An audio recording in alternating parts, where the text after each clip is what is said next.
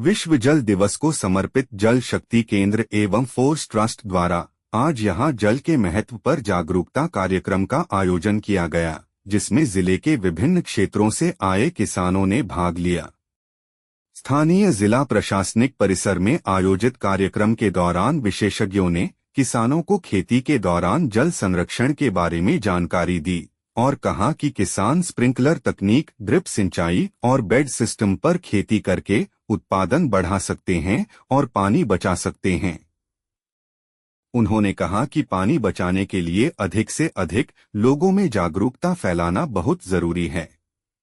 स्थानीय सरकारी कॉलेज में 2 दिवसीय वार्षिक एथलेटिक्स मीट का आयोजन शारीरिक शिक्षा विभागाध्यक्ष अरुणा रानी व प्रोफेसर परमजीत कौर के सहयोग से कॉलेज प्रिंसिपल अनीता सागर जी की अध्यक्षता में किया गया, जिसमें दौड़, भाला फेंक, डिस्कस थ्रो, शॉट पुट, लंबी कूद, बोरी दौड़, साबुन व नींबू दौड़, 3 टांगों वाली दौड़, मेंढक दौड़ का आयोजन किया गया, जिसमें विद्यार्थियों ने बढ़ चढ़कर हिस्सा लिया और अपने हुनर का प्रदर्शन किया।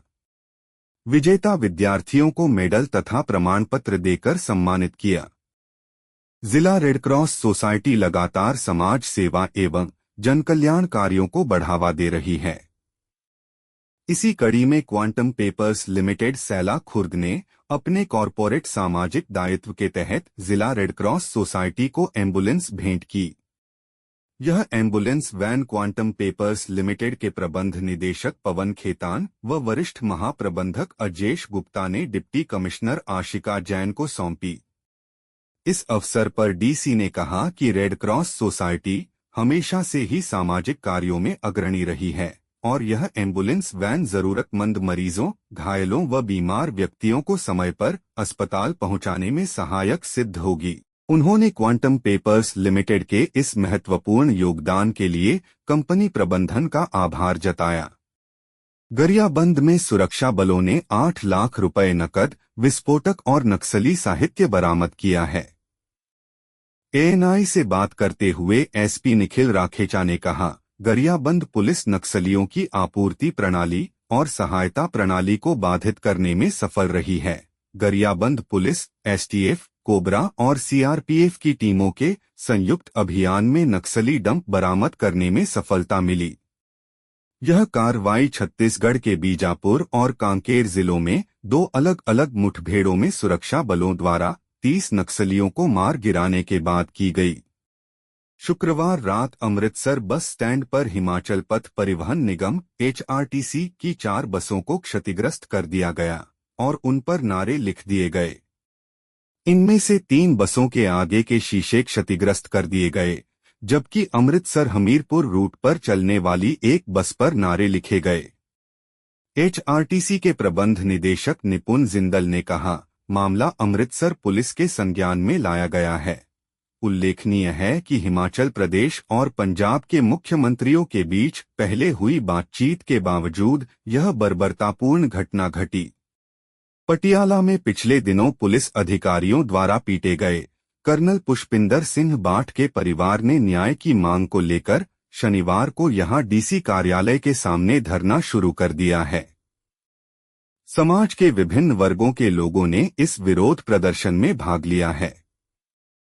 उल्लेखनीय है कि इस घटना में उनके पुत्र अंगद सिंह भी घायल हो गए थे।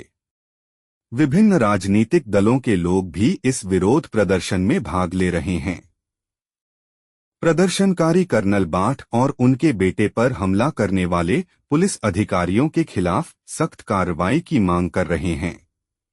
इस सप्ताह के प्रारंभ में नागपुर में हुई हिंसा के सिलसिले में कम से कम 14 और लोगों को गिरफ्तार किया गया है, जिससे गिरफ्तारियों की कुल संख्या 105 हो गई है। एक वरिष्ठ पुलिस अधिकारी ने बताया कि शुक्रवार को 10 नाबालिगों सहित 14 लोगों को गिरफ्तार किया गया। अधिकारी ने बताया कि इस घटना के संबंध में 3 और प्राथमिकी दर्ज की गई हैं। उल्लेखनीय है कि 17 मार्च को नागपुर के कई हिस्सों में बड़े पैमाने पर पथराव और आगजनी की खबरें आई थीं। उन्होंने कहा कि शहर के कुछ हिस्सों से कर्फ्यू हटाने का निर्णय उच्च स्तरीय समीक्षा बैठक के बाद लिया जाएगा। कुरुक्षेत्र के केशव पार्क में चल रहे 1000 कुंडीय यज्ञ समारोह के दौरान अफरा तफरी मच गई। यज्ञ कार्यक्रम के आयोजक स्वामी हरिओम दास के निजी सुरक्षाकर्मियों पर 3 लोगों को गोली मारने का आरोप है। गोली लगने से घायल हुए 3 लोगों को अस्पताल में भर्ती कराया गया है, जिनमें से एक की हालत गंभीर बताई जा रही है। जानकारी के अनुसार महायज्ञ में शामिल होने आए कुछ युवकों ने बासी भोजन परोसे जाने की शिकायत की, जिसके बाद विवाद शुरू हो गया। विवाद के दौरान महायज्ञ के आयोजक हरिओम दास के सुरक्षा गार्ड ने गोली चला दी, जिसमें 3 युवक घायल हो गए। इस घटना से गुस्साए एक जाति विशेष के लोगों ने महायज्ञ स्थल के बाहर कुरुक्षेत्र कैथल मार्ग जाम कर दिया और पथराव किया। पंजाब के लोगों को अब जमीन की रजिस्ट्री या अन्य काम करवाने के लिए तहसीलों के चक्कर लगाने की जरूरत नहीं पड़ेगी, बल्कि सारा काम बिना किसी परेशानी के घर बैठे ही हो जाएगा। मुख्यमंत्री भगवंत सिंह मान के नेतृत्व वाली पंजाब सरकार जल्द ही साइबर तहसील शुरू करने जा रही है। पंजाब सरकार राज्य के लोगों को चक्कर लगाने से बचाने तथा तहसीलों में व्याप्त भ्रष्टाचार पर अंकुश लगाने के लिए कई कदम उठा रही है। इसके तहत पंजाब सरकार अब साइबर तहसील नाम से एक पायलट प्रोजेक्ट शुरू करने जा रही है, जो राज्य में डिजिटल क्रांति की दिशा में एक बड़ा कदम साबित हो सकता है।